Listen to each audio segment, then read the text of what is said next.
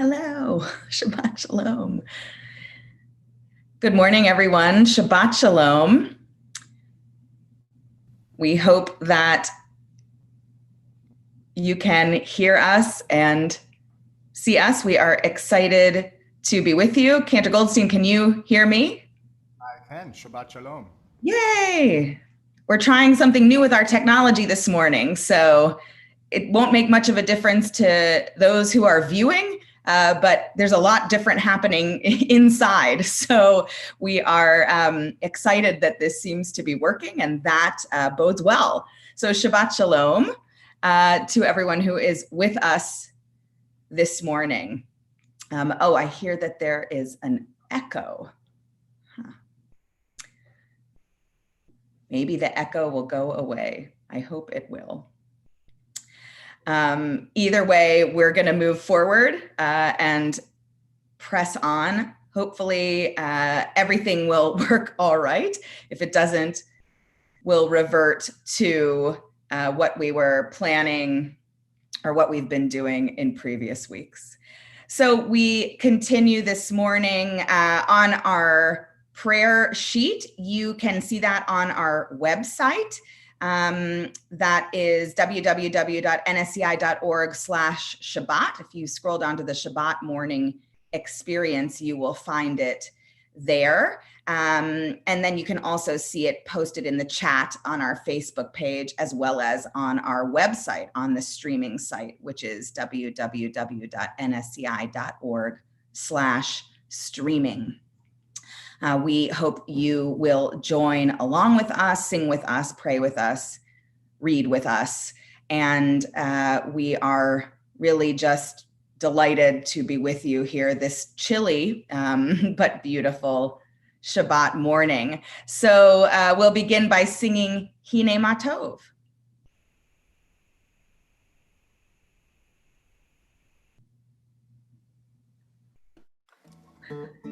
Sorry about that. הנה מה טוב ומה נעים, שבת אחים גם יחד. הנה מה טוב ומה נעים, שבת אחים גם יחד. הנה מה טוב, שבת אחים גם יחד. הנה מה טוב, שבת אחים גם יחד. הנה מה טוב ומה נעים, שבת אחים גם יחד. הנה מה טוב ומה נעים, שבת אחים גם יחד. הנה מה טוב ומה נעים, שבת אחים גם יחד. הנה מה טוב ומה נעים, שבת אחים גם יחד. הנה מה טוב, הנה מה טוב, לה לה לה לה לה לה לה לה לה לה. הנה מה טוב, הנה מה טוב, לה לה לה לה לה לה לה לה לה לה. הנה מה טוב ומה נעים, לה לה לה לה לה לה לה לה. הנה מה טוב ומה נעים, שבת אחים גם יחד. הנה מה טוב ומה נעים, שבת אחים גם יחד. הנה מה טוב ומה נעים, שבת אחים גם יחד. How good it is for us to be together. So we invite you to begin on page 1, again, of our text sheet. You can find it in the chat boxes on our website and on the Facebook page, as well as even if you don't want to read along, you can listen. Matter is never destroyed, only transformed. So too can the soul evolve higher and higher, from instinct to inspiration, haughtiness to holiness, selfishness to service, from individualism to union, to join with the soul of souls, the infinite one. As the soul is magnified and sanctified, so is the infinite one exalted. So we reflect on this idea of our souls and how they might reflect the source of all life, the source that connects all of us to each other. We turn to that idea of this powerful divine connectivity rooted in our soulfulness in the next reading. Love your neighbor as yourself, you said. And light blinded, we saw that inner and outer worlds are one as you are one. You spoke and we wrote. We reached for you down the centuries, your light moving before us as we climbed, fell back, and climbed again, your Sinai of life. Baruch atah Adonai, habocher be'amo Yisrael, be'ahava. Shema Yisrael, Adonai Eloheinu, Adonai Echad. Baruch Shem Kevod Malchuto Le'olam Va'ed. Ve'ahavata et Adonai Elohecha b'chol levavecha ובכל נפשך ובכל מאודיך והיו הדברים האלה אשר אנוכי מצווך היום על לבביך ושיננתם לבניך ודיברת בם בשבתך בביתך ובלכתך בדרך ובשוכבך ובקומך וקשרתם לאות על ידיך והיו לטוטפות בין עיניך וכתבתם על מזוזות ביתך וישעריך למען תזכרו ועשיתם את כל מצוותיי והייתם קדושים לאלוהיכם. אני אדוני אלוהיכם אשר הוצאתי אתכם מארץ מצרים להיות לכם לאלוהים. אני אדוני אלוהיכם באמת. Let's continue in the middle of page 2. On this holy Shabbat, may we draw nearer to life, to peace, and to joy. May we find true rest, holiness in our deeds, worth in our study of Torah. Let us feed on the love of goodness. Let us drink from the love of goodness, restrain our thirst for excess, and cleanse our hearts to serve life well. On this holy Shabbat, may we draw nearer in life, in peace, and in joy. Baruch atah Adonai hatov shimcha ulchana el lehodot. Let's turn now for a few moments to gather our thoughts, gather our yearnings around healing. So we take a moment to offer a prayer for healing. This prayer for healing is appropriate this week, as it always is, but in particular, our Torah portion, Baha'alotcha, is notably famous, really well known in so many ways. One of those for showing us the model of, in many respects, what is the very first healing prayer. Miriam is stricken with tzara'at. Moses' sister Miriam, Aaron's sister Miriam, she's stricken with tzara'at, and Moses prays on her behalf, calls out to God, El na rafana la. Please, God, please heal her. And we see this idea here rooted in our tradition of the power of spontaneous prayer, in particular, the power of a prayer for the yearning for healing. We know that for so many of us in our own individual lives and relationships, and in our relationships to the communities around us, we so yearn for healing, for wholeness. So we invite you to call to your hearts and your minds all of those for whom you pray, those individuals in your life. Perhaps you pray for our community, perhaps you pray for our country, perhaps you pray for our world. Whomever it is for whom you pray. If you'd like to say their names aloud wherever you are, we invite you to do so. If you'd like to type their names into the chat, either here on Facebook, on our website, on YouTube, you can do it as well. We'd invite you to do that so that we can draw their names, mingle them in with all of our own, and join in a hopeful and intentioned prayer for healing, for them all, for us all. El na rafana la. Please, God, heal them. Baruch atah Adonai, rofei hacholim. Blessed are you, God, bringer of healing, bringer of wholeness. We say together, Amen. Let's join together in singing Sim Shalom, our prayer for wholeness, our prayer for peace.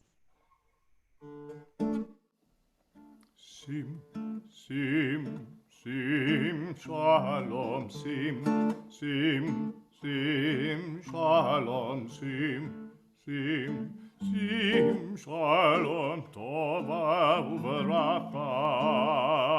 Sim, sim, sim, shalom, sim, sim, sim, shalom, sim, sim, sim, shalom, tova uveracha.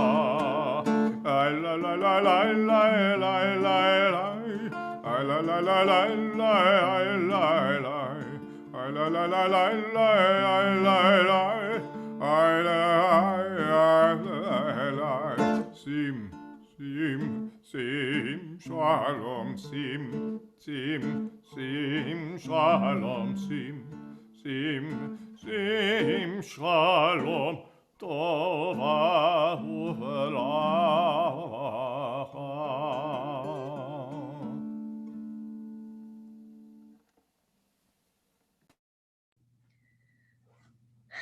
Amen. So as I mentioned at the beginning of the service, we're attempting a different way of streaming this to you so that we can potentially be a little more interactive with you. So I'm going to test that now. I see that there are a lot of you with us this morning. The ones that I can see, I just want to say Shabbat Shalom to Susan Longo, to the Amados, to Steve Levine, to the Cohens, to the Evans, to the Grossbergs. We see you. Hi. Shabbat Shalom. We're glad you're with us. In this odd period of time that we've been in, one of the things I know that we miss the most, that I miss the most, is seeing, greeting, acknowledging just each other. And so the more interactive we can make these experiences, the better. So it's wonderful that you are here with us. We're thrilled to see you and have you here.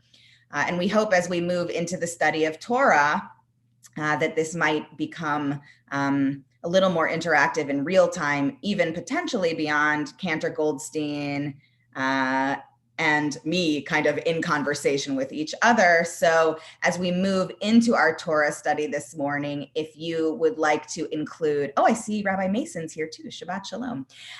If you want to include your comments, as always, please do, or your questions, and we'll see if it works, if I can even begin to try to address them and respond to them. It may or may not work. There is a little bit of a delay, but we thought we'd try. So hope you're game for that this morning. We know we're excited for this. So we invite you to now be on page 3, where our Torah study will begin this morning. And we'll join together, as always, in the blessing for the study of Torah. Please join me. Baruch atah Adonai Eloheinu melech haolam, asher kitshanu b'mitzvotav v'tzivanu la'asok b'divrei Torah. So let's busy ourselves in the study of Torah, shall we? So this week's Torah portion, I should say, first of all, depending on the community that you find yourself with on this morning, you could be reading any one of a number of Torah portions, because we're at a point in the calendar, in the Jewish calendar, where things can go in a lot of different directions. So some communities may be still in the second repetition of Parshat Naso. Some find themselves in B'Halotcha, and some might even be in Shalach. So we are in B'Halotcha. It's where we'll be today.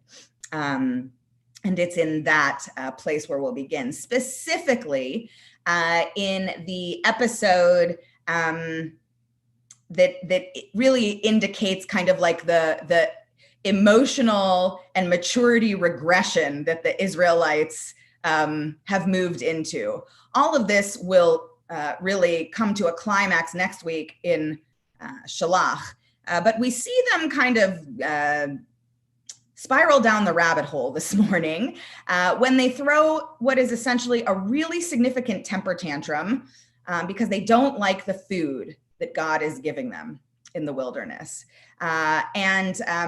The episode that leads up to the verse that we're going to study, I just want to make sure you hear it, goes as follows. So that they're in the wilderness, they're wandering, they're getting actually close to the border of the promised land. The verses go as follows. The riffraff in their midst felt a gluttonous craving, and the Israelites wept and said, if only we had meat to eat. By the way, this is not in the text sheet, so don't worry if I see Cantor Goldstein was a little panicked there, so don't worry. And said, if only we had meat to eat. We remember the fish we used to eat free in Egypt, the cucumbers, melons, leeks, and garlic. Now our gullets are shriveled. There is nothing at all, nothing but this manna to look at. So, for those of you who are parents or grandparents, or who have been parents or grandparents, or who have ever had the pleasure of being around children, this is very reminiscent of a temper tantrum that often has when they don't like what food has been offered to them. But in this case, it is the collective of the Israelite people who are really dissatisfied with manna. And so then the verse that follows that temper tantrum is where we begin on the text sheet. And you can see that it says Numbers 11:7. So the immediate follow-up is, now the manna was like coriander seed. And it continues, it was the color of, and it says bdellium, which is sort of like a white neutral color. And then it continues to describe how they gather it in the morning, etc. So I thought today we could spend some time talking about manna and not just what it is as a food, but how it's come to be understood throughout many different iterations of commentary, Jewish commentary after the fact. Cantor Goldstein, just before we continue, any thoughts that you would like to offer just about the manna or manna, depending on your accent? Well, the thing that is brought to mind about the manna for me is that it supposedly was like bread. It was like it tasted like dough and oil. At least that's the way it's described in the text. And so I thought about this notion of here they've begun complaining, and so what is it for us? When is enough enough, and what do we really need? And here we were given everything we needed. We were given sustenance, but somehow wasn't enough. And I think it's such a wonderful message for us to begin to think about what is enough, and do we really need all that we seek and all that we search for, and it's sort of this. Taking back, we just had Shavuot, and we had the repetition of the Ten Commandments, and we have the verses at the end of the Ten Commandments where you're not supposed to covet anything in your neighbor's house, anything that belongs to your neighbor, and it seems to me that all this seeking, all this searching for for what someone else has or what might there be other than. And when you have enough, you have enough. And the bread, the manna, is enough. So that's Yeah, lovely. You know, the sort of idea of the simplicity of the manna relative to the, you know, all of the quote unquote culinary delights of Egypt. I think it's just probably also worth saying that they definitely did not eat well in Egypt as slaves. So their reminiscence here of their yearning for the fish and the leeks and the cucumbers, all of which they got for free in Egypt, is such a distortion of what actually occurred. And the part that I want to kind of root into for just a moment is this idea where they in their remembering say, and we got it all for free. Now, nothing was free. They were slaves, right? So they were, whatever food they were given, this was maybe thrown at them. You know, you sort of imagine it's kind of like how food might be served in a prison, something like that. It is not that it was, you know, a Las Vegas buffet or something like that, you know, that their experiences in slavery were restrictive and horrible, you know. And here we find them wandering in the wilderness. God provides manna for them 6 out of 7 days a week. On the 6th day, God provides a double portion. However, they do have to go pick it up and harvest it. You know, they have to collect it.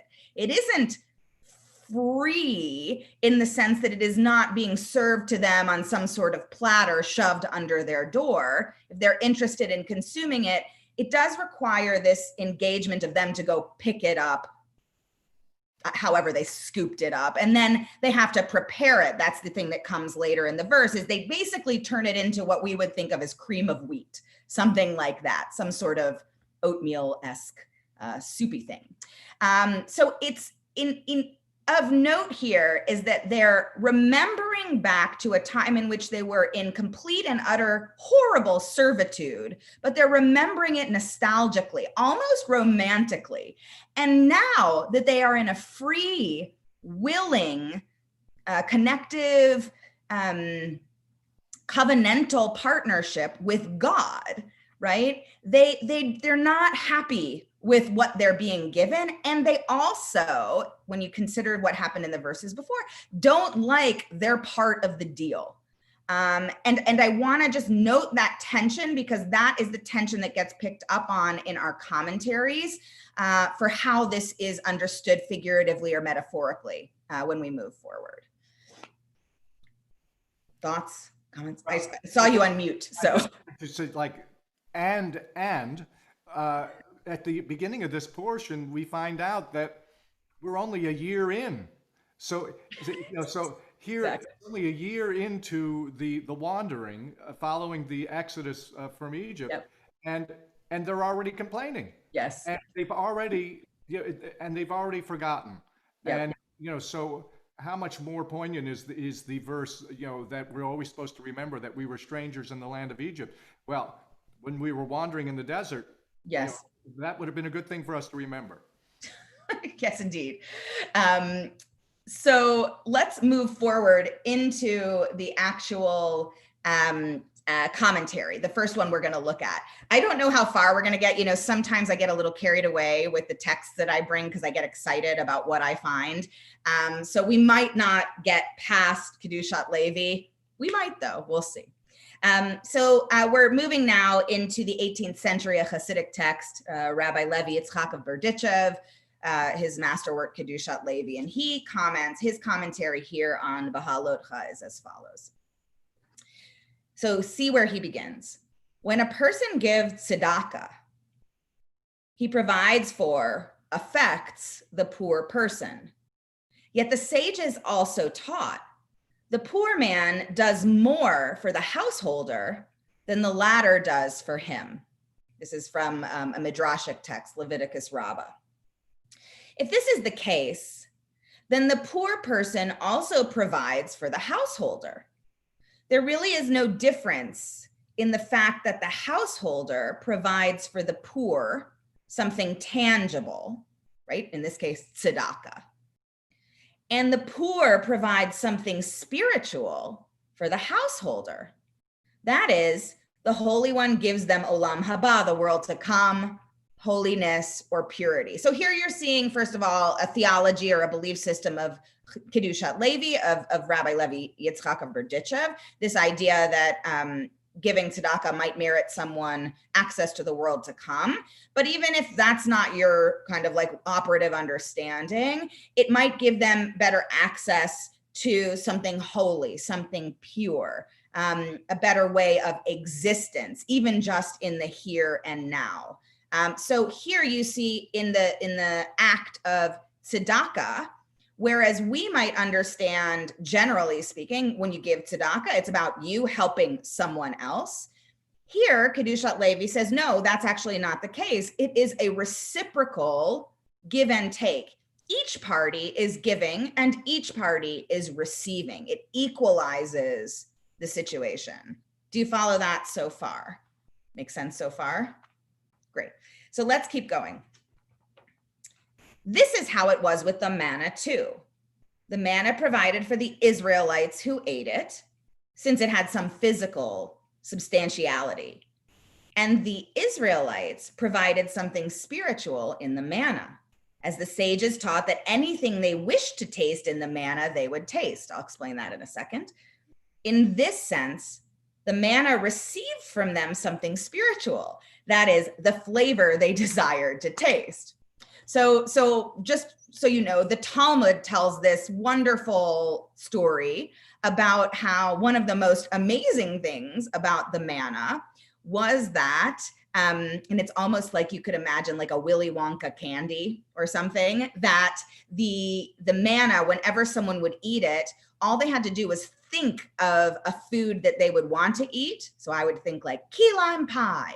And when I would eat the manna, I would taste key lime pie. If you wanted to eat, you know, a meatball sandwich, you would eat the manna and taste a meatball sandwich. So the Talmud in Yoma goes on to describe this real mystical power of the manna. But as you referenced, the Torah text just says the manna tasted kind of simple and plain in and of itself. But it was the thought process, the investment, the imagination of the one consuming the manna that actually changed the flavor, did something to transform it. It wasn't just like in their imagination. The Talmud says it actually changed the taste. Some sort of weird chemical neuro reaction happened. I'm not sure how that worked, but it gives us this really lovely idea of dynamism between giver and receiver. So hold on one more second, because we'll push farther. We'll push in more deeply. So now referencing the coriander seed. Remember in the original verse, it says, now the manna was like coriander seed, and that's zera God in Hebrew. Now God, coriander, is an acronym, and it's an acronym for Gomel Dalim, helping the poor, which is a reference to a different part of the Talmud. This then helps us to understand that the Torah means when it says the manna was like coriander seeds, zera God. The manna had a quality like one who is Gomel Dalim, where one side provides something tangible and the other provides something spiritual in return. This is how it was with the manna. The manna provided something physically sustaining for the Israelites, and the Israelites in turn provided it with something spiritual. This is the meaning of zera God, like the sowing, zeria, of Gomel Dalim, since we know that sowing is tzedakah, as the sages taught in the verse, sow tzedakah for yourselves. So here, Levi Yitzchak is saying, this isn't a far stretch to understand that the manna being given by God to the Israelites is essentially training them for how they might understand how their relationship should be in a society where there is where inequity exists, where there are poor people and, you know, people with resources and people without.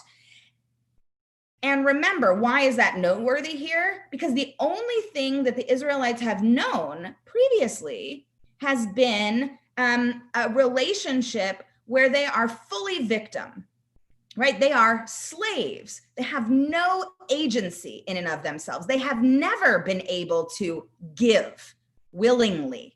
They have only been forced to give, presumably against their will. And here, the danger of their complaining is this desire to remain in a situation where they have no agency to give. And the text comes to remind us that, oh, but when you give, you also receive.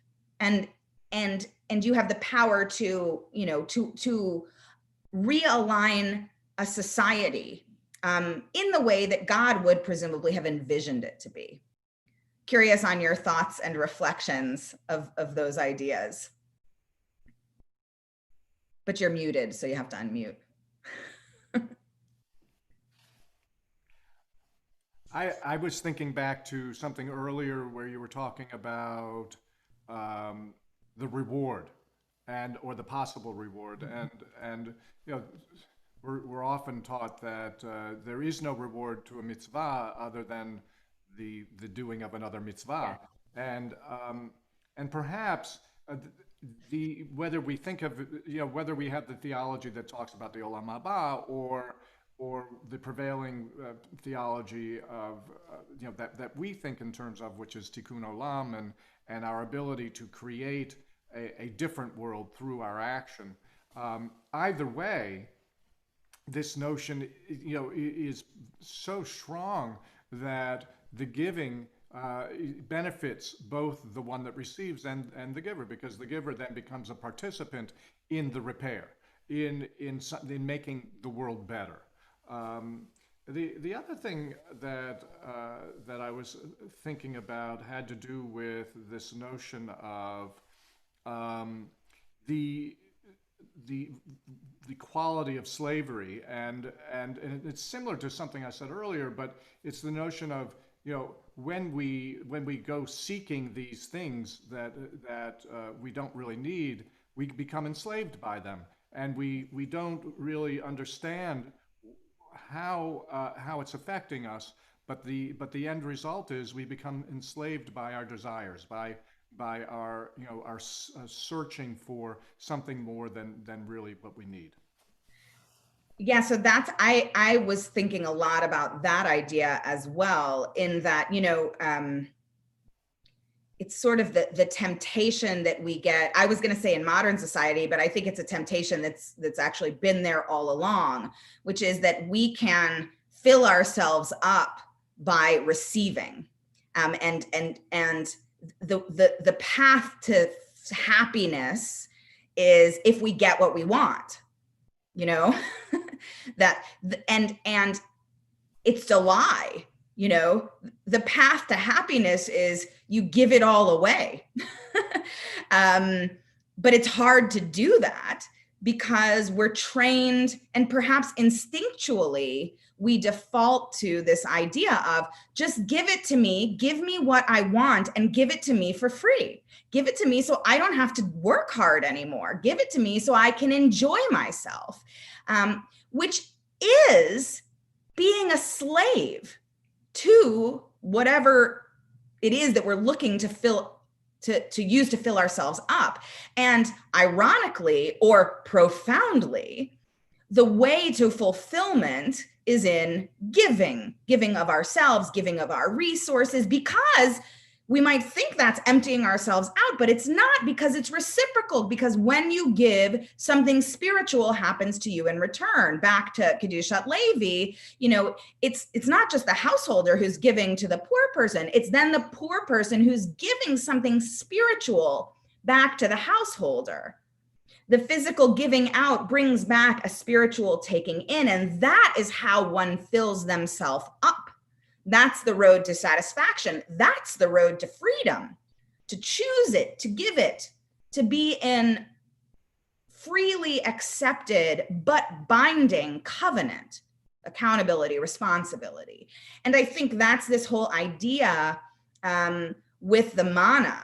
you know, even if the Israelites had gotten the best food for dinner in Egypt, right? Let's say that had happened. Let's say they actually did get fish and cucumbers and onions and garlic, and it was served to them on beautiful platters, right? It came at the price of them being enslaved, of giving up their free will to choose how they might offer whatever it was that they were to offer. And the real fulfillment, the real meaning in this case, I think, is brought to bear with this idea of God giving them the manna, which is, okay, I'm going to provide for you. I'm going to give you something that will physically sustain you. But if you are interested and invested in what this relationship thing can mean, you will have to give something to it too. In this case, your imagination, your heart, your spirit, your soul. And only then will you be satiated.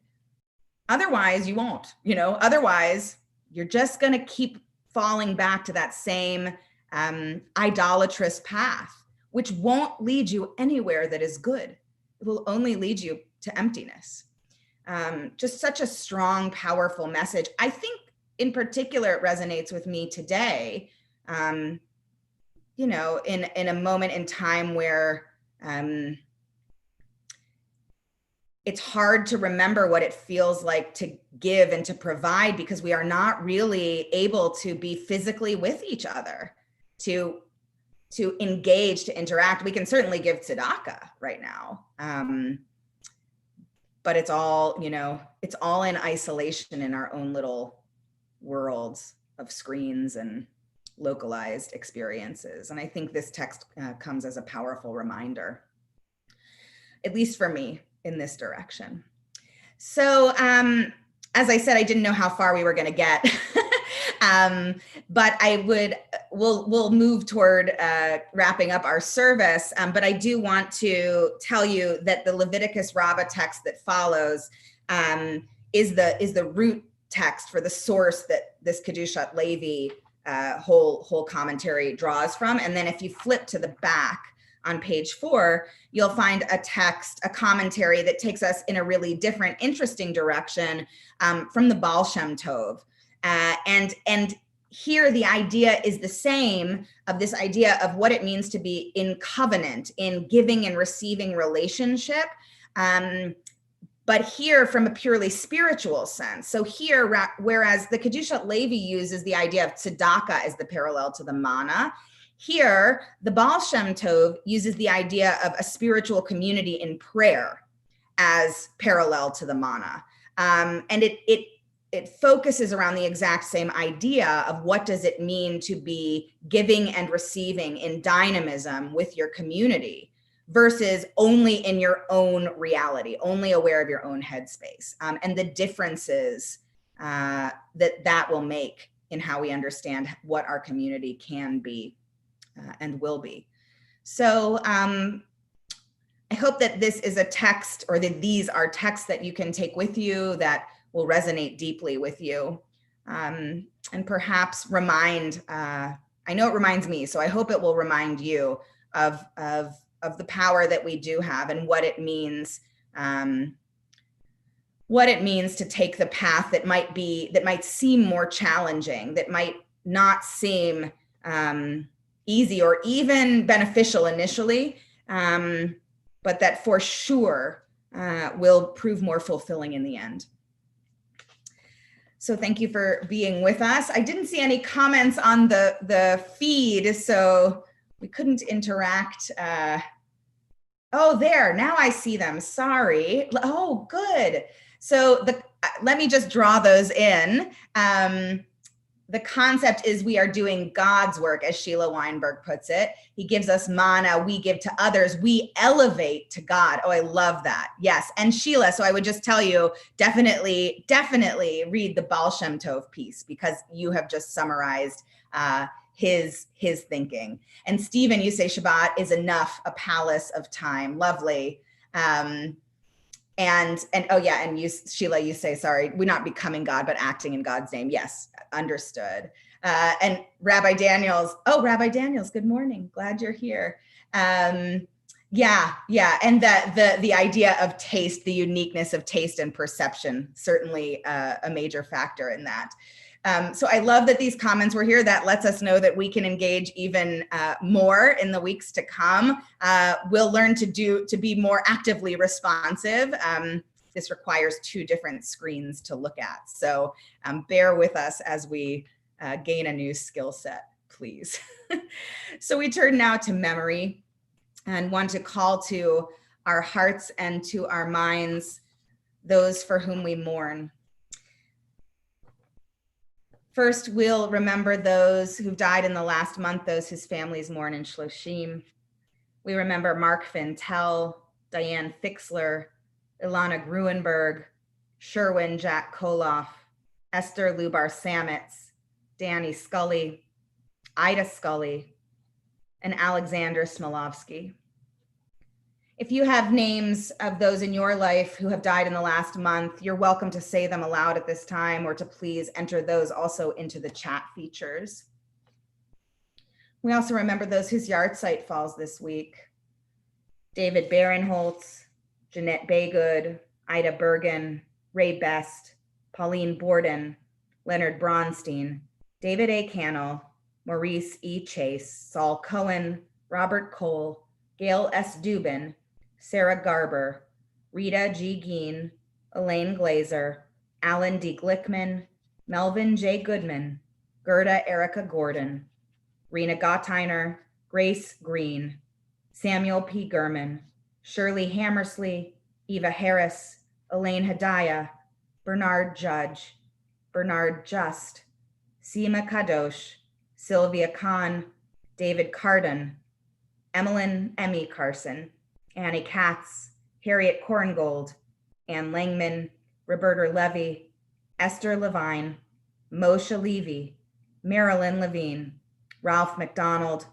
Naoma Magid, Dr. James B. Nachman, Anita M. Perlman, Sydney L. Port, Lester Rosen, Mildred Rosen, Barbara Sack, William Shapiro, Eva Schiffman, Gunther Slayton, Ernest Smolin, Leah I. Stein, Morton Steinman, Tilly J. Steifel, Joseph Stoken, Doris Susser, Meyer Sylvan, Rosalind S. Teton, Morton Trilling, Arthur G. Wagner, Lynn Lazarus Weisskopf, Dennis Wazorik, Jean Willens, Molly Walensky, Irene Winterberg, Edward Yastro, Edward S. Zucker. May all of their memories be blessings. We turn now to Mourner's Kaddish. You can find that on page 5 of the text sheet. Let's join together. Yikadal v'yikadash shemei rabbah, be'alma divarach hirute v'amlich malchute, b'chayechon v'yomechon v'chayei dechol beit Yisrael, ba'agalau v'zman kariv v'imru amen. Yehei shemei rabbah mevarach le'olam olamei almaya, yibarach v'yishtabach v'yitpa'ar v'yitramam v'yitnaseh, v'yitadar v'yitale v'yitalal shemei dekudsha, brichu. Le'ela min kal birchata v'shirata, tushbechata v'nechemata, da'amiran be'alma v'imru, amen. Yehei shlama rabba min shemaya v'chayim, aleinu ve'al kol Yisrael, v'imru, amen.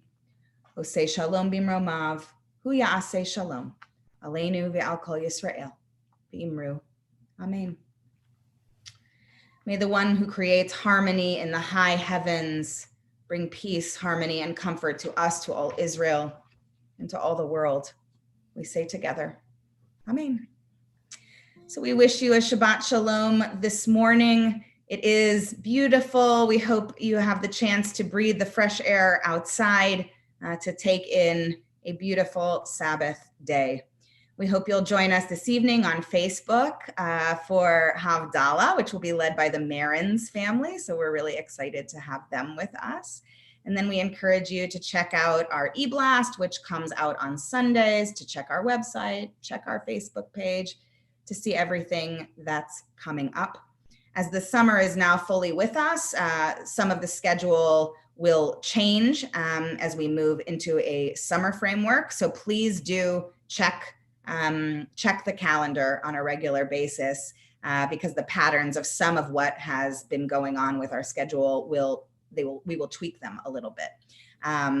So just look there to see exactly what's going on. And we look forward to continuing to figure out how to better connect together. Thank you for all of you who were with us, who commented during this service as it was happening live. And if you are watching this and it isn't live, it's after the fact, we are glad you're with us as well. So we'll conclude by singing O Say Shalom. O say shalom bimroma, Uyase shalom aleinu, ve'al kol Yisrael, ve'imeru imru amen. Yase shalom, yase shalom, shalom aleinu ve'al kol Yisrael, yase shalom, yase shalom, shalom aleinu ve'al kol Yisrael. Yase shalom, yase shalom, shalom aleinu ve'al kol Yisrael. Yase shalom, yase shalom, shalom aleinu ve'al kol Yisrael. Yase shalom, yase shalom, shalom aleinu ve'al kol Yisrael.